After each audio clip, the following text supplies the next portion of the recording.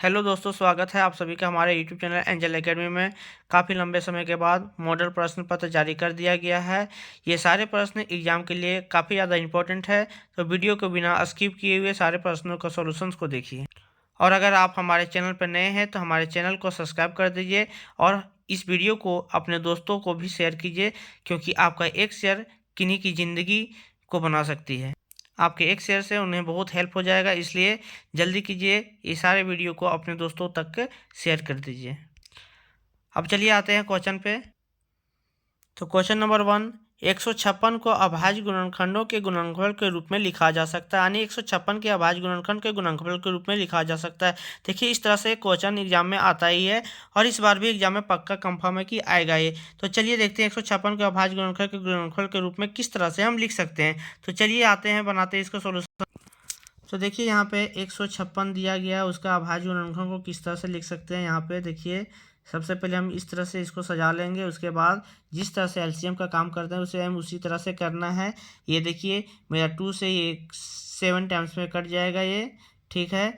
उसके बाद ये मेरा 8 2 जा 16 हो जाएगा, फिर 2 से कटेगा, 2 3 जा 6, 2 9 जा 18। उसके बाद ये 2 से नहीं कटेगा, अब 3 से जाएगा तो 3 से देंगे, 3 1 जा 3 और 3 3 जा 9। 2 इंटू 2 इंटू 3 इंटू 13, जहाँ पे होगा वही ऑप्शन सही करेंगे। चलिए देख लेते हैं।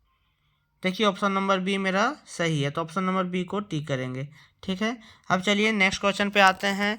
क्वेश्चन नंबर 2 है कि 6/15 का दशमलव प्रसार कैसा होगा। तो 6/15 का दशमलव प्रसार कैसा होगा, तो देखिएगा यहाँ 6/15 का दशमलव प्रसार, 6/15 का दशमलव प्रसार, ये 3 से कट रहा है, 3 दूनी 6 और 3 पचे 15, फिर 5 से ये 2 कट जाएगा, ये 0.4 टाइम्स में, तो 0.4 आएगा, यानी दशमलव के बाद नंबर रुक गया है, इसलिए ये शांत होगा इसका, ठीक है। वैसे भी सीधा सी शॉर्टकट में याद रखिएगा कि अगर जिसका हर में 2 के पावर n इंटू 5 के पावर m का रूप में होगा, इस रूप में होना चाहिए, तब वह शांत होगा, अन्यथा अशांत आवृत्ति होगा, ठीक है। तो चलिए देख लेते हैं अब क्वेश्चन नंबर 3 देखिएगा, किसी बहुपद px के लिए ग्राफ आकृति में दिया गया है, बहुपद के शून्यंकों की संख्या निम्न में से चुनें। तो देखिएगा यहाँ पे इस तरह के क्वेश्चन जो होते हैं वो एग्जाम में प्रत्येक बार पूछे जाते हैं। तो इसको देखिएगा कि हमको px की शून्यक की संख्या निकालना है। तो ये जो ग्राफ है वो एक्स एक्सिस को जितना बार टच किया होगा उतना px की शून्यक की संख्या होगी। तो यहाँ पे देख रहे हैं कि एक्स एक्सिस पे ये जो ग्राफ है वो एक्स एक्सिस को 1 2 3 4 टाइम टच कर रहा है, इसलिए इसका px की शून्यकों की संख्या कितनी होगी, 4, इसलिए इसका ऑप्शन नंबर बी सही होगा। चलिए अब क्वेश्चन नंबर 4, द्विघात बहुपद x² - 7x + 12 के शून्यंकों का योग निम्न में से चुने। अरे भाई, कितने लॉलीपॉप क्वेश्चन पूछ दिया गया है। देखिए, हम आसान क्वेश्चन है, गर्दा मचा देना है। चलिए देखते हैं इसके सॉल्यूशन को, इसका कौन सा ऑप्शन सही होगा। तो देखिए, चलते हैं सॉल्यूशन पे इसके। देखिए, बहुपद दिया गया है हम लोगों को x² - 7x + 12, a = 1, b = -7, c = हो गया 12, ठीक। शून्यंकों का योग निकालना था, अल्फा प्लस बीटा -b/a, तो माइनस और b का वैल्यू -7/a1, तो हो गया कितना, 7/1। तो 7 ऑप्शन जिसमें होगा वही ऑप्शन सही होगा। तो देखिए, क्वेश्चन 4 का ऑप्शन नंबर बी 7 है, तो ऑप्शन बी इसका सही है, तो ऑप्शन बी को टिक करेंगे। चलिए अब क्वेश्चन नंबर 5 पे आते हैं। क्वेश्चन नंबर 5, रैखिक समीकरण युग्म a1x + b1y + c1 = 0 तथा a2x + b2y + c2 = 0 का कोई हल नहीं होगा। तो कोई हल कब नहीं होता, जब a1/a2 बराबर b1/b2 बराबर नहीं होता है c1/c2 का, क्योंकि इसमें क्या होता है कि दोनों रेखाएं जो होती है समीकरण का, रेखाएं दोनों एक दूसरे के समांतर होती है और समांतर में कोई हल नहीं होता है, ठीक है। यहाँ पे देखिएगा ऑप्शन नंबर बी में a1/a2 बराबर नहीं है b1/b2, यहाँ पे रेखाएं प्रतिच्छेद करेगी और इसका एक हल होता है। सी में जो दिया गया है a1/a2 बराबर b1/b2 बराबर c1/c2, यहाँ पे क्या होती है, वो दोनों रेखाएं एक दूसरे के ऊपर होती है यानी समपाती होती है। यहाँ पे इनके अनेक हल होते हैं। डी ऑप्शन का देखिएगा ये पूरा गलत दिया हुआ है, ये तो होता ही नहीं है। इसलिए यहाँ पे हमको पूछा कि कोई हल नहीं होगा। तो कोई हल कब नहीं होगा? जब A1/A2 बराबर होगा B1/B2 का, लेकिन बराबर नहीं होगा C1/C2 का, तो उस कंडीशन में उसका कोई हल नहीं होगा। तो यहाँ पे हम लोग टिक करेंगे ऑप्शन नंबर ए को। ऑप्शन ए मेरा सही है। क्वेश्चन नंबर 6, समीकरण x minus y plus 9 equal to 0 और 3x माइनस 2y प्लस 12 बराबर 0 के द्वारा निरूपित रेखाएं, यानी कि रेखाएं जो निरूपित होगी वो कैसी होगी? समपाती होगी, समांतर होगी, प्रतिच्छेदी होगी या लंबवत होगी। तो चलिए देखते हैं कि इसका कौन सा ऑप्शन सही होगा। एकदम आसान आसान क्वेश्चन दे दिया गया है, देखिएगा। चलिए बनाते हैं इसको। इक्वेशन दिया गया था x minus y plus 9 equal to 0 और दिया गया है 3x माइनस 2y प्लस 12 बराबर 0।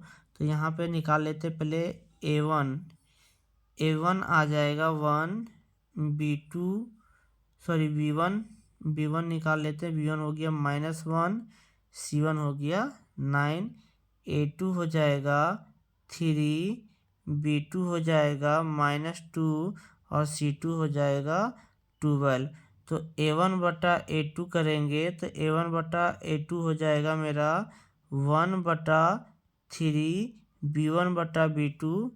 b1/b2 बराबर हो जाएगा -1/-2, माइनस से माइनस कैंसिल, तो आ गया 1/2।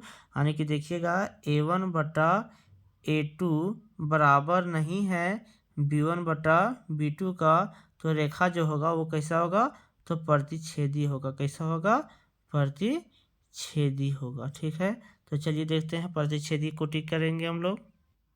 तो देखिएगा यहाँ पे ऑप्शन नंबर सी सही है, तो ऑप्शन सी को टिक करेंगे। ठीक है, अब चलिए क्वेश्चन नंबर 7, समीकरण युग्म 2x प्लस वाई बराबर 6 और 5x माइनस वाई बराबर 1 का हल होगा। ठीक है, तो इसका हल निकाल लेते हैं हम लोग। देखिए यहाँ पे हमको दिया गया है 2x plus Y, 2x plus Y बराबर 6 और 5x माइनस वाई बराबर 1। तो देखिएगा इसको विलोपन विधि से सॉल्व करते हैं। ये देखिए यहाँ पे सीधा इसको यहाँ पे हम लोग क्या करेंगे, जोड़ देते हैं। तो ये y से y कैंसिल हो जाएगा, 2x और 5x हो जाएगा मेरा 7x बराबर 6 और 1 हो जाएगा 7। तो 7 से 7 कैंसिल, तो x इक्वल टू आ जाएगा 1। अब इस 1 की वैल्यू का समीकरण 1 और 2 में किसी में पुट करेंगे तो हो जाएगा 2 × 1 प्लस y बराबर 6। तो y बराबर आ जाएगा 6 माइनस 2 इक्वल टू 4। तो देखिएगा x की वैल्यू 1 और y की वैल्यू 4। तो x का वैल्यू 1 और y का वैल्यू 4 कहाँ पे आता है? Option number B. तो ऑप्शन बी को सही करेंगे। क्वेश्चन नंबर 9, निम्नलिखित में से कौन द्विघात समीकरण है, यानी कि इन चारों में से कौन सा द्विघात समीकरण होगा। तो देखिएगा ऑप्शन नंबर 1 जो है यहाँ पे x माइनस 3 का whole square equal to x square minus 7x plus 5 दिया गया है। तो यहाँ पे देखिएगा कि यहाँ पे अगर एक्स स्क्वायर इसका करते हैं तो ये x माइनस 3 का होल स्क्वायर करते हैं तो एक्स स्क्वायर से एक्स स्क्वायर कैंसिल हो जाएगा। तो ये द्विघात समीकरण बचेगा ही नहीं, क्योंकि द्विघात समीकरण में क्या होता है कि चर का जो पावर होता है वो 2 होना चाहिए, और यहाँ पे तो कैंसिल हो जाएगा। ऑप्शन बी में भी देखिएगा यहाँ पे x प्लस 1 का होल स्क्वायर करते हैं तो इधर भी एक्स स्क्वायर, तो एक्स स्क्वायर से एक्स स्क्वायर कैंसिल होगा, तो ये तो होगा नहीं। देखिएगा सी नंबर में देखिएगा x प्लस 1 का whole square equal to 2 × x minus 3। तो मेरा ऑप्शन नंबर सी होगा सही, क्योंकि यही एक द्विघात समीकरण बना सकता है, बाकी ये सब नहीं हो सकता है। तो चलिए ऑप्शन नंबर सी को सही करते हैं इसको। ऑप्शन नंबर सी मेरा सही है। ठीक है, चलिए क्वेश्चन नंबर 10, द्विघात समीकरण x² plus 7x plus c equal to 0 के मूल्यों की प्रकृति होगा, यानी x² प्लस 7x प्लस 6 बराबर 0 की मूल की प्रकृति निकालना है। तो मूल की प्रकृति निकालने के लिए हमको विविक्तर निकालना पड़ेगा, और विविक्तर का फॉर्मूला होता है d equal to b² minus 4ac। ठीक है, तो b का वैल्यू यहाँ पे 7 है, तो 7 का स्क्वायर हो जाएगा मेरा 49 - 4 इंटू ए का वैल्यू 1 इंटू 6।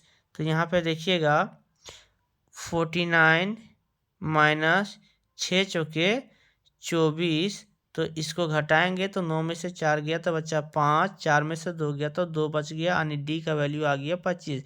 अब डी का वैल्यू 25 यानी डी का जो वैल्यू है वो 0 से बड़ा आया, इसीलिए इसका वास्तविक मूल होगा और 2 वास्तविक और असमान होगा। ऑप्शन नंबर बी सही होगा। ठीक है, चलिए क्वेश्चन नंबर 11 देखते हैं। क्वेश्चन नंबर 11, यदि द्विघात समीकरण x² - 4x + k बराबर 0 का मूल समान हो तो k का मान ज्ञात कीजिए। तो k का वैल्यू निकालना है कब, जब मूल समान। तो मूल समान कब होता है, d बराबर 0 पे। कब होता है, d बराबर 0 पे। तो d का फॉर्मूला वही लिखेंगे, b² - 4ac बराबर 0। ठीक है, तो b² का जो वैल्यू है, b का वैल्यू कितना है -4, तो हो जाएगा कितना 16 - 4 इंटू ए का वैल्यू 1 इंटू के बराबर 0। तो हो जाएगा कितना, यहाँ पे देखिएगा 16 - 4 के बराबर 0। तो के यहाँ पे 16 इक्वल टू हो जाएगा 4 के, तो के बराबर निकल के आ जाएगा 4, यानी कि ऑप्शन नंबर सी सही है। ठीक है, चलिए क्वेश्चन नंबर 12 देखते हैं। क्वेश्चन नंबर 12, AP 24, 21, 18 का सार्वंतर है। तो ये AP का क्वेश्चन है। देखिए यहाँ पे सार्वंतर निकालना, तो सार्वंतर क्या होता है, सार्वंतर A2 - A1 होता है। ठीक है, तो A2 का वैल्यू कितना है 21 दिया है, माइनस A1 की वैल्यू 24 दिया है। तो 21 में से 24 को घटाएंगे तो बचेगा कितना -3। तो ऑप्शन नंबर डी इसका सही होगा। चलिए ठीक है, क्वेश्चन नंबर 13 देखते हैं। इतना आसान क्वेश्चन को एकदम गर्दा मचा देना है दोस्तों। तो चलिए क्वेश्चन नंबर 13 देखिएगा, ये भी AP का क्वेश्चन है। यहाँ पे दिया गया है 2 7 12 ... का 10वां पद ज्ञात करना है। तो देखिए हमको पहला पद तो पता है, ए बराबर है कितना 2 दे दिया है। सार्वंतर डी निकल जाएगा कितना, तो डी मेरा निकल जाएगा 7 में से 2 जाएगा तो 5 बच जाएगा। हमको निकालना है 10वां पद A10 निकालना, तो A10 इक्वल टू होता है A + 9D। क्या होता है, A + 9D। बढ़िया से देख लीजिएगा इसका एक्सप्लेनेशन को। तो A इक्वल टू 2 + 9 इंटू 5। तो देखिएगा 9 × 5 = 45 + 2 हो जाएगा 47, यानी ऑप्शन नंबर बी सही है। ठीक है, चलिए दोस्तों आप क्वेश्चन नंबर 14 देखिएगा, समरूप त्रिभुज की संगत कोण होते हैं। तो समरूप त्रिभुज की संगत कोण कैसे होते हैं, तो बराबर होते हैं। अगर पूछता कि समरूप त्रिभुज की संगत भुजा कैसी होती है, तो समानुपाती होती है। ठीक है, कोण की बात आएगा तो बराबर, भुजा की बात आएगा तो समानुपाती, याद रख लीजिएगा इसको। क्वेश्चन नंबर 15, त्रिभुज ABC में यदि D समांतर BC हो तथा BD बराबर 7.2 सेंटीमीटर, AE बराबर 1.8 सेंटीमीटर और EC बराबर 5.4 सेंटीमीटर हो तो AD का मान क्या होगा। तो देखिए दोस्तों, हम लोग थेल्स प्रमेय में पढ़े हैं कि यदि किसी त्रिभुज में एक भुजा के समांतर अन्य रेखा खींची जाए तो शेष 2 भुजाओं को एक ही अनुपात में बांटती है। और ये प्रश्न जो है वो थेल्स प्रमेय से ही रिलेटेड प्रश्न है। तो चलिए देखते हैं दोस्तों, यहाँ पे देखिएगा कि BC के समांतर डी दिया गया है। तो ये डी जो रेखा है वो AB और AC को एक ही अनुपात में बांटेगी। तो यहाँ पे हो जाएगा AD बटा DB बराबर AE बटा EC, ये हो जाएगा। अब जो वैल्यू दिया गया उसको पुट करते हैं। AD का तो पता नहीं है, तो AD का AD ही रख देते हैं, AD बटा DB कितना दिया गया है, तो DB दिया गया है 7.2। ठीक है, 7.2 दे दिया है इसका, देखिएगा थोड़ा सा 7.2 इक्वल टू EC दिया गया है, यही दिया है 1.8 बाय EC दिया है 5.4। ठीक है, तो ये पॉइंट से पॉइंट रिमूव कर दिया जाएगा, कट जाएगा पॉइंट से पॉइंट। ठीक है, तो ये 18 दिया हो गया 54। ठीक, और ये AD इक्वल टू निकल के आ जाएगा, AD इक्वल टू 7.2 बाय 3। अब 3 से डिवाइड करेंगे इसको तो 3 दूनी 6 हो जाएगा, पॉइंट लगा देंगे, बच गया यहाँ पे देखिएगा 1 और 3 चौके 12 यानी 2.4 सेंटीमीटर आएगा। इसका तो 2.4 सेंटीमीटर ऑप्शन नंबर बी सही होगा, sorry C, option number C सही होगा। क्वेश्चन नंबर 16, त्रिभुज एबीसी में ए बी बराबर 6√3 सेंटीमीटर, ए सी बराबर 12 सेंटीमीटर और बी सी बराबर 6 सेंटीमीटर हो तो कोण बी का मान निकालिएगा। यानी कोण बी का मान निकालना, तभी सबसे पहले हम लोग क्या करेंगे कि इनके तीनों भुजाओं के वर्ग निकालेंगे। उसके बाद दो भुजाओं का वर्गों का योग अगर तीसरे भुजा के वर्ग के बराबर आएगा तो त्रिभुज कैसा बनेगा, समकोण बनेगा। तो चलिए हम पहले सबसे पहले इसके भुजाओं का वर्ग निकालते हैं और चेक करते हैं, ठीक है। तो देखिएगा दिया गया है ए बी इक्वल टू 6√3, ठीक है। तो A B square equal to हो जाएगा 6√3 का होल स्क्वायर। तो ये निकल के आ जाएगा मेरा, ये हो जाएगा मेरा 108, ठीक है। फिर हम लोग बी सी इक्वल टू दिया है 6 सेंटीमीटर, तो बी सी का स्क्वायर हो जाएगा 36 सेंटीमीटर स्क्वायर, ठीक है। यहाँ भी स्क्वायर कर देते हैं और उसके बाद निकालेंगे ए सी। तो ए सी इक्वल टू दिया है 12 सेंटीमीटर, ठीक। तो ए सी स्क्वायर इक्वल टू निकल के आएगा 144 सेंटीमीटर स्क्वायर।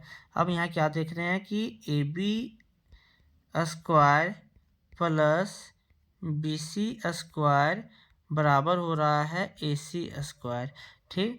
यानी देखिएगा यहाँ पे 108 प्लस 36 बराबर हो जा रहा है कितना, 144। तो ये हो गया 144 बराबर 144, यानी मेरा जो त्रिभुज बनेगा वो कैसा बनेगा, तो त्रिभुज मेरा समकोण बनेगा। ये हो गया ए बी सी, ठीक। तो बी का कोण जो होगा वो 90 डिग्री होगा, ठीक है। तो चलिए बी बराबर 90 डिग्री सही है। तो बी बराबर कितना होगा, 90 डिग्री, ऑप्शन सी सही है, ठीक। चलिए क्वेश्चन नंबर 17 देखिएगा। बोला बिंदुओं 2,3 और 4,1 के बीच की दूरी निकालिए। तो बीच का दूरी निकालना है, दो बिंदुओं के बीच का दूरी निकालने के लिए हमें फार्मूला है ये, देखिएगा इस फार्मूला को आज भी कर लीजिएगा, अगर दिक्कत होती है तो x2 माइनस x1 का whole square plus y2 minus y1 का होल स्क्वायर, ठीक है। तो देखिएगा रूट दे दिए यहाँ पे। अब x2 कितना दिया हुआ है, तो x2 मेरा है यहाँ पे 4, तो 4 माइनस 2 का होल स्क्वायर प्लस 1 माइनस 3 का होल स्क्वायर, ठीक है। तो रूट अंडर 4 माइनस 2 तो 2 का स्क्वायर प्लस माइनस 2 का होल स्क्वायर, तो हो जाएगा कितना 4, 2 का स्क्वायर 4 और माइनस 2 का भी स्क्वायर 4, तो हो जाएगा 8 और इसका वर्गमूल निकालेंगे तो 2√2 आएगा, यानी ऑप्शन नंबर डी सही होगा, ठीक है। चलिए क्वेश्चन नंबर 18 देखते हैं। तो बच्चों चलिए क्वेश्चन नंबर 18 पे आते हैं। बिंदुओं 2,5 तथा 4,7 को मिलाने वाला रेखाखंड का मध्य बिंदु है। तो रेखाखंड का मध्य बिंदु निकालना है। तो मध्य बिंदु निकालने के लिए हमें फार्मूला दिया गया है x1 एक मिनट रुकिए, x1 प्लस x2 बटा 2 y1 प्लस y2 बटा 2, ठीक है।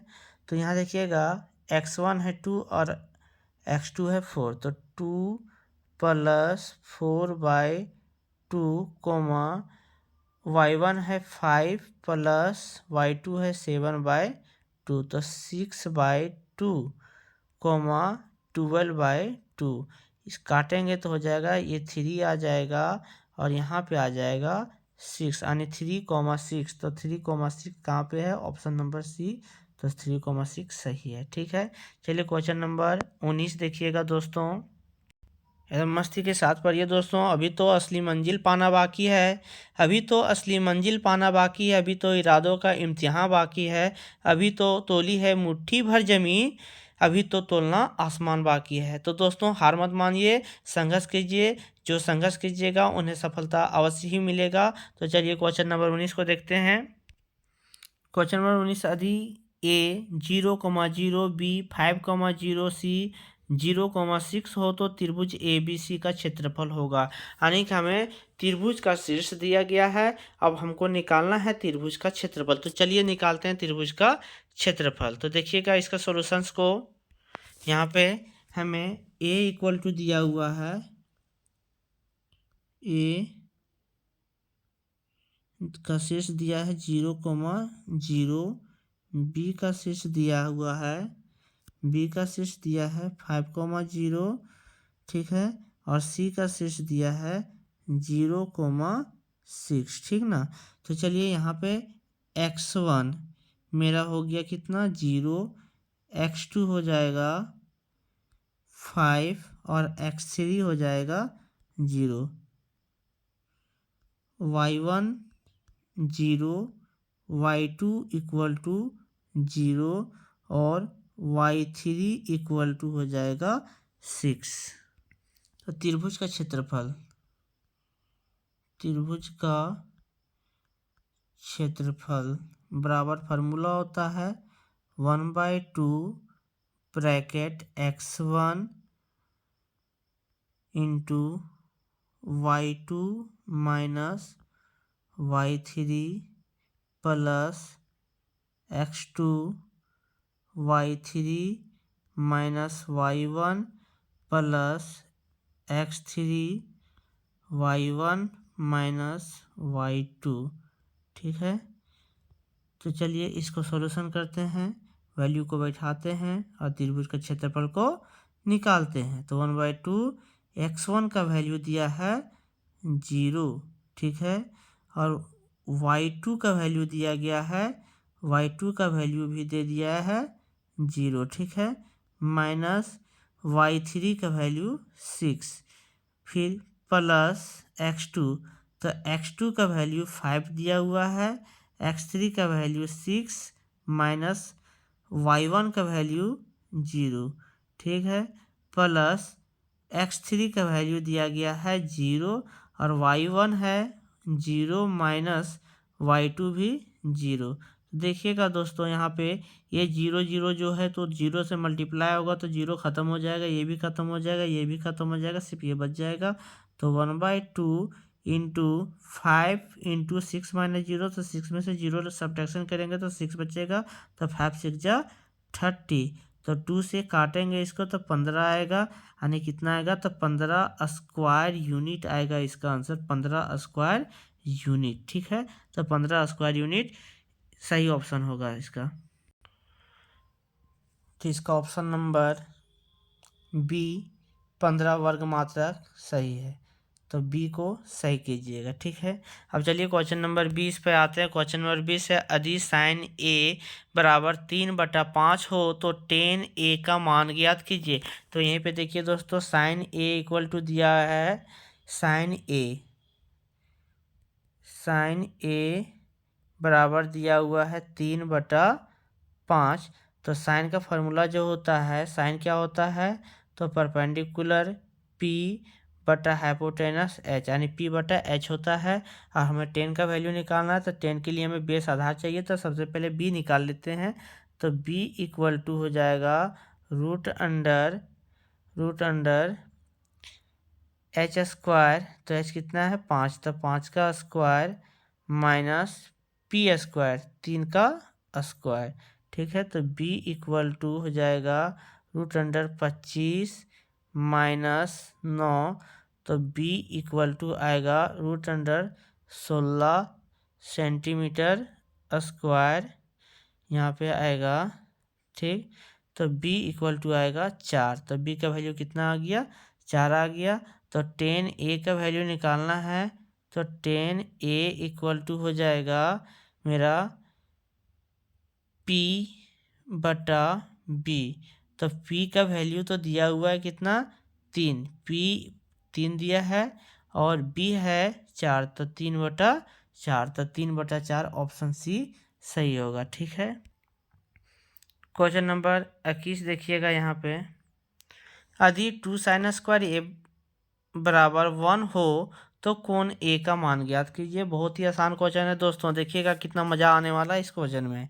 देखिए चलिए, 2 sin² ए बराबर 1, तो sin² ए बराबर हो जाएगा 1/2, तो sin ए बराबर 1/√2। ठीक है, तो sin ए बराबर हो जाएगा sin 45 डिग्री। तो साइन से साइन कैंसिल हो जाएगा, तो ए इक्वल टू आ जाएगा 45 डिग्री, यानी ए का मान कितना होगा, तो 45 डिग्री सही हो जाएगा। ठीक है। क्वेश्चन नंबर 22, कोस 48 डिग्री माइनस साइन 42 डिग्री का मान होगा। तो देखिएगा यहाँ पे, कोस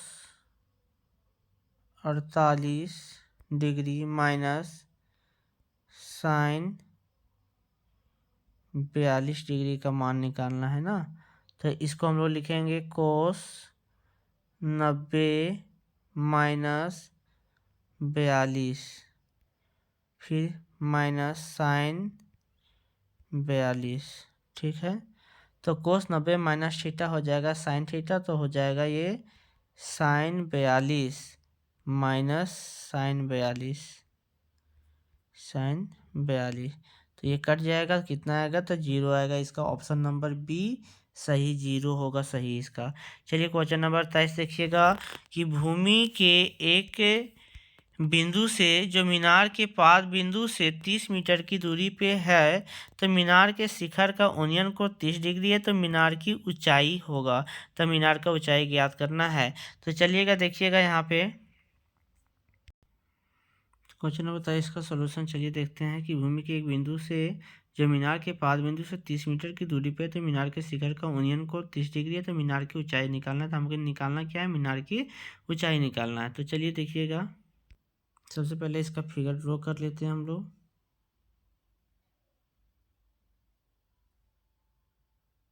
इस तरह से ये हो गया। अब भूमि का एक बिंदु ये है और मीनार है, मान लेते हैं ये मेरा क्या है, मीनार है। मीनार है, ठीक है। तो मीनार के पाद बिंदु से भूमि के एक बिंदु का बीच का डिस्टेंस कितना दिया है, 30 मीटर दिया है, और मीनार के शिखर का ओनियन कोण दिया है मेरा, कितना दिया है, तो ये 30 डिग्री दिया हुआ है। ठीक ना। तो चलिए हम लोग निकाल लेते हैं इसका मीनार की ऊंचाई। तो ABC त्रिभुज का नेमिंग कर दिए। अब AB मीनार की ऊंचाई निकालना है। तो देखिएगा यहाँ पे हमको निकालना है, ये देखिए 30 डिग्री के सामने वाला भुजा मेरा लंब हो जाएगा और ये आधार दिया हुआ है। तो लंब बटा आधार 10 का फॉर्मूला होता है, टेन थीटा इक्वल टू हो जाएगा P बटा B। ठीक है, तो टेन थीटा का वैल्यू कितना दिया है, तो 30 डिग्री दे दिया है, बराबर P का वैल्यू नहीं पता है, तो P मेरा क्या है, AB बटा B आधार बेस दिया हुआ है 30 मीटर। ठीक है, और 30 का वैल्यू होता है 1/√3 बराबर AB बटा 30 मीटर। ठीक है, तो AB इक्वल टू निकल के आएगा, AB इक्वल टू 30/√3 मीटर। अब नीचे रूट है तो इसका हर का परिमेयकरण कर देंगे, तो हर का परिमेयकरण करेंगे तो हो जाएगा 30√3/3 मीटर। अब ये 3 से 10 बार में कट जाएगा, 30 आ जाएगा, 3 10 से 30, तो आ जाएगा 10√3 मीटर। यानी इसका कौन सा आंसर आएगा, तो 10√3 आंसर आएगा, 10√3 मीटर। ठीक है, तो चलिए देखते हैं किस ऑप्शन में 10√3 है। तो देखिए इसका ऑप्शन नंबर सी सही है, तो ऑप्शन नंबर सी को टिक कीजिएगा।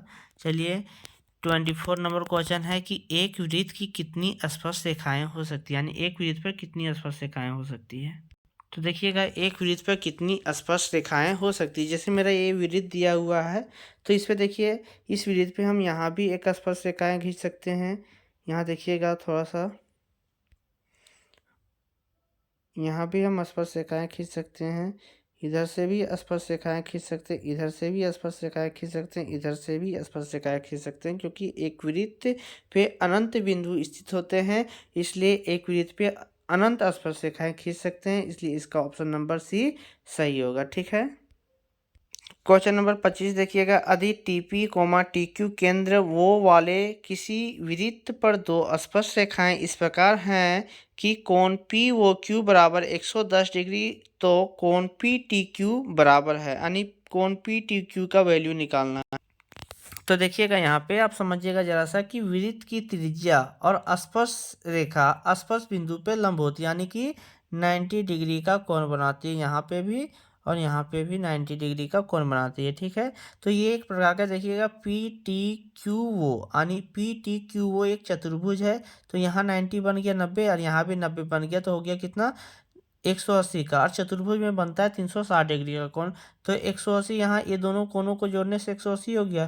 तो ये वाला कोण और ये वाला कोण को जोड़ेंगे तब भी कितना बनेगा 180 बनेगा। इसलिए कोण पी ओ क्यू प्लस कोण पी टी क्यू बराबर हो जाएगा 180 डिग्री। ठीक ना। तो देखिएगा हमको पी ओ क्यू दिया है कितना 110 डिग्री दे दिया गया है, ये कोण हमको दे दिया है 110 डिग्री प्लस कोण पी टी क्यू बराबर 180 डिग्री। तो कोण पी टी क्यू निकल के आ जाएगा 180 माइनस 110, तो आ जाएगा मेरा 70 डिग्री, यानी कितना डिग्री का बनेगा कोण पी टी क्यू, तो 70 डिग्री का ऑप्शन बी सही है। क्वेश्चन नंबर 26, यदि एक वृत्त का परिमाप और क्षेत्रफल संख्यात्मक रूप से बराबर हैं तो वृत्त की त्रिज्या निकालिए। यानी क्या बोला कि वृत्त का परिमाप और क्षेत्रफल संख्यात्मक रूप से बराबर, यानी वृत्त के जो परिमाप होते हैं वो क्या होता है, तो 2 पाई आर बराबर है इसके वृत्त के क्षेत्रफल के, तो पाई आर स्क्वायर के बराबर है। तो पाई से पाई कैंसिल हो जाएगा, आर से आर कैंसिल हो जाएगा, तो बचेगा क्या आर बराबर 2 मात्रक। कितना आएगा आर बराबर 2 मात्रक, तो आर बराबर 2 मात्रक ऑप्शन ए सही होगा। ठीक है। चलिए क्वेश्चन नंबर 27, एक घोड़ा 7 मीटर लंबी रस्सी से एक घास के मैदान में बंधा है, तो उस भाग का क्षेत्रफल क्या होगा जिसमें घोड़ा घास चर सकता है। ठीक है। तो चलिए ये क्वेश्चन को देखिएगा, इसका सॉल्यूशन को समझिए, और किसी प्रकार का कोई समस्या आती है तो हमारे कमेंट बॉक्स में कमेंट कीजिए। चलिए इसके क्वेश्चन नंबर 27 को बनाते हैं, सॉल्व करते हैं। जैसे देखिएगा मान लेते हैं कि यहाँ पे एक खूंटा है, अब इसमें एक रस्सी से जिसका 7 मीटर लंबाई दिया गया रस्सी का, इससे घोड़ा को बांध दिया गया, यहाँ पे घोड़ा को बांध दिया गया। अब घोड़ा को बांध दिया गया तो घोड़ा कितना भाग के क्षेत्रफल तक, यानी कितने क्षेत्रफल तक घोड़ा घास चर सकता है। तो क्या होगा कि घोड़ा का जब इस खूंटे से बांध दिया गया तो घोड़ा क्या करेगा कि ये पूरा सर्कल देख रहे हैं, यानी घोड़ा इतना एरिया में घास चर सकता है, यानी कि एक वृत्त के जैसा घोड़ा घूम घूम के गोल गोल घूम के घास चर सकता है। इसलिए हम लोग क्या निकालेंगे वृत्त का क्षेत्रफल निकालेंगे। तो वृत्त का क्षेत्रफल क्या होता है पाई आर स्क्वायर होता है, तो पाई का वैल्यू 22/7 और त्रिज्या आर जो होगा तो उसकी घोड़ा की जो लंबा रस्सी था, लंबाई जो था रस्सी की जो लंबाई था घोड़ा का, वही उसका त्रिज्या आर हो जाएगा। तो कितना हो जाएगा 7 मीटर इंटू 7 मीटर। तो 7 से 7 कैंसिल हो जाएगा, तो 7 दूनी 14 का 4 बचा 1, 7 दूनी 14 1 15, यानी 154 मीटर स्क्वायर क्षेत्रफल में घोड़ा ये घास चर सकता है। तो इसका आंसर कितना आएगा 154 मीटर स्क्वायर। तो इसका ऑप्शन ए सही है। ठीक है, तो ऑप्शन ए इसका क्या सही है। अब चलिए क्वेश्चन नंबर 28, सबसे बड़े बांस की लंबाई बताइए जो एक 12 मीटर लंबे, 9 मीटर चौड़े और 8 मीटर ऊंचे कमरे में रखी जा सकती है। यानी कि हमें कमरे की युमाएँ दिए गए हैं, कमरे की भुजाओं की लंबाई चौड़ाई ऊंचाई दिया गया है। अब उस कमरे में हमें सबसे लंबी बांस रखनी है, तो उस बांस की लंबाई क्या होगी। तो उसके लिए देखिए यहाँ पे हम लोग करेंगे क्या कि root under L square plus B square plus H square करेंगे। ठीक है, तो रूट अंडर एल का वैल्यू कितना दिया है 12, तो 12 का स्क्वायर हो जाएगा 144 प्लस बी का वैल्यू, बी चौड़ाई है 9 मीटर, तो 9 का स्क्वायर 81 प्लस एच दिया हाइट 8 मीटर, इसलिए इसका स्क्वायर जो होगा वो कितना हो जाएगा 64। अब सबको जोड़ेंगे तो आ जाएगा मेरा 289 और 289 मीटर स्क्वायर आ जाएगा। ठीक है, अब 289 का वर्गमूल कितना होता है, तो 289 का वर्गमूल निकालेंगे तो आएगा 17 मीटर, यानी कि उस कमरे में 17 मीटर सबसे अधिक लंबाई के बांस रख सकते हैं। ठीक है, तो 17 मीटर सही होगा, ऑप्शन बी सही हो जाएगा। ठीक है, चलिए क्वेश्चन नंबर 29 को देखते हैं। उच्च वर्ग सीमा एवं संचयी बारंबारता के बीच खींचे आलेख को डॉट डॉट डॉट कहते हैं। यानी उच्च सीमा, उच्च वर्ग सीमा और संचयी बारंबारता के खींचे गए आलेख को क्या कहते हैं, तो से कम प्रकार का त्वरण। कौन सा त्वरण कहेंगे, से कम प्रकार का त्वरण। अगर यहाँ पे रहता निम्न वर्ग सीमा एवं संचयी बारंबारता के बीच खींचे गए आलेख को क्या कहते हैं, तो से अधिक प्रकार का त्वरण। लेकिन यहाँ पे उच्च वर्ग सीमा और संचयी बारंबारता के बीच खींचे गए आलेख को क्या कहते हैं, तो इसका ऑप्शन नंबर ये सही होगा, से कम प्रकार का त्वरण। चलिए अब क्वेश्चन नंबर 30, ये लास्ट क्वेश्चन है, उसके बाद हमारा ऑब्जेक्टिव का सेशन ख़त्म हो जाएगा। फिर हम सेकेंड वीडियो लाएंगे जिसमें हम सारे प्रश्नों का सब्जेक्टिव क्वेश्चन को सॉल्व करके आप लोगों तक पहुंचाने का प्रयास करेंगे। और अगर अभी तक हमारे चैनल को सब्सक्राइब नहीं किए हैं तो प्लीज़ हमारे चैनल को सब्सक्राइब कर लीजिए ताकि हमारे वीडियो का नोटिफिकेशन मिलता रहे। और अपने दोस्तों को शेयर करना ना भूलिएगा, क्योंकि ये नेक काम आप अगर अपने दोस्तों के लिए नहीं कीजिएगा तो फिर कोई नहीं करेगा। अपने दोस्तों के लिए नेक काम करना ना भूलिए। आपका एक शेयर आपके दोस्त की बहुत बड़ी मदद कर सकती है। तो चलिए देखते हैं, लास्ट क्वेश्चन है। देखिए क्वेश्चन 30 है, निम्नलिखित में से कौन सी संख्या किसी घटना की प्रायिकता नहीं हो सकती। यानी कि कौन सी संख्या है जो किसी घटना की प्रायिकता नहीं होती है। तो कभी भी जो घटना की जो प्रायिकता होती है वो क्या होती है, तो 0 से बड़ी होती है और 1 से छोटी होती है। तो 0 से बड़ी और 1 से छोटी जो होगी वो घटना की प्रायिकता है। और 0 से अगर जो छोटा होगा, ठीक है ना, 0 से छोटा या फिर 1 से बड़ा, वो घटना की प्रायिकता नहीं हो सकती। तो यहाँ पे देखिएगा ऑप्शन नंबर ए यहाँ पे दिया 2/5, तो ये इसको काटेंगे तो आ जाएगा मेरा कितना आएगा, तो 0.4 आएगा। तो ये घटना की प्रायिकता हो सकती है। ठीक है ना, ये घटना की प्रायिकता है, तो इसको नहीं लेना है। ये देखिए 1.5 ये दिया हुआ है, तो यहाँ पे 1.5 जो है वो 1 से बड़ा है। तो ये मेरा ऑप्शन नंबर बी जो है वही सही है, यानी कि यही वाला जो है वो घटना की प्रायिकता नहीं होगी। ये 15% है, तो ये आ जाएगा 0.15 आ जाएगा। और ये 0.72 है, तो ये भी तो 1 से छोटा है, 0 से बड़ा है लेकिन 1 से छोटा है, इसलिए ये तीनों ऑप्शन जो घटना की प्रायिकता है।